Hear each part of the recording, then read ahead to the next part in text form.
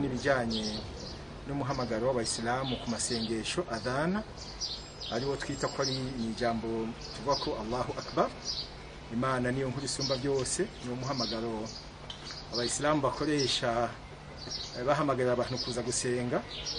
Nibyo uwo muhamagaro ni nkoramutima cyane ku bayisilamu, kuko naho ari umuhamagaro ugirwa imbere yo gusenga, mugabo nagace mu bisanzwe gasanzwe gatekanijwe n'amategeko ya Islamu. Intumwa y'Imana Muhammad, Imana imuha amahoro n'imihezagiro, yarahimirije abayisilamu yuko imbere yuko basenga bategerezwa kugira umuhamagaro nk'uwo wo guhimiriza abantu kugira bitabire igikorwa cyo gusenga Imana. Ibyo rero turabyubahiriza kandi ni ntabanduka mu bayisilamu.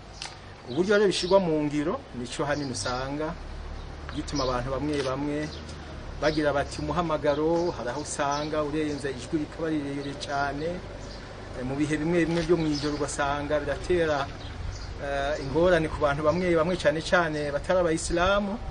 Twumvikanye rero yuko by'ukuri umuhamagaro ubandanya kuri kwamye, umugabo abayisilamu bakagerageza cyane cyane abarongoye imisigiti n'abayimamu basengesha bakagerageza kugira ngo uwo muhamagaro ntubangamira abandi batari abayisilamu. Ni umuhamagaro wo mu bucagucagu isaha 11.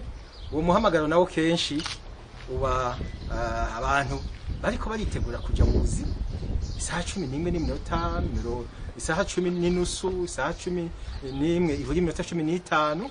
Twasabye cyane cyane yuko abayisilamu baje bico gikorwa cyane cyane abayimamu mu misigiti bogerageza bakubahiriza abandi banyagihugu tubana.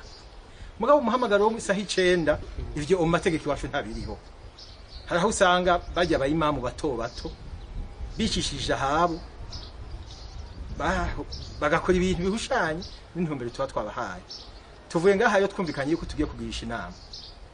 Tugirisha inama abarongoye imisigiti n'abayimamu basengesha kugira ngo tubahiye ntumbero kandi bazoyumva kandi bazobibahiriza, kuko n'amategeko y'idini ryacu niko bitegekanye.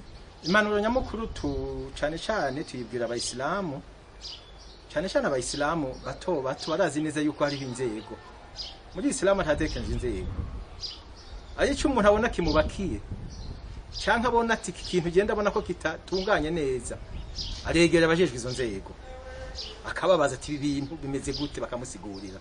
Mugabo kiraza kwiyadukiza mu musigiti ukavuga amajambo atawagutumye kandi amajambo ataryoshe yo kwifatira mu gahanga abo wategezwa kubaha no kubahiriza. Turavuze by'ukuri yuko umuryango w'abayisilamu mu Burundi Komibu byo muntu yagize amakosa bifata ingingo mu nama nkuru y'abashehe yuko atamuntu agisubira gushikiriza ijambo mu musigiti adafise uburenganzira ahabwa n'ababijejwe, kandi tubikurikirane ku munsi kugira ngo ntagire umuntu asubira kandi kwiyadukiza avuge ibyo yigombeye. Ujya muntu rero tuvuga tuti yagize amakosa. Agize amakosa rero umuntu yemanze ikosa akarisabira ikigongwe, baracinko n'ingufi bakamubabarira cyane bakamukubita kanyafu buke kugira ngo ntazasubire batange nakorero ku bandi. Mu nshamakero nagomba n'ukuri cyo kintu cyabaye twavuganye n'umushanganje yuko cyabaye by'ukuri atawamutumye, kandi tuzokora ibishoboka byose kijya kintu kizosubira mu misigiti yacu turongoye ngaha mu gihugu cyacu cy'u Burundi.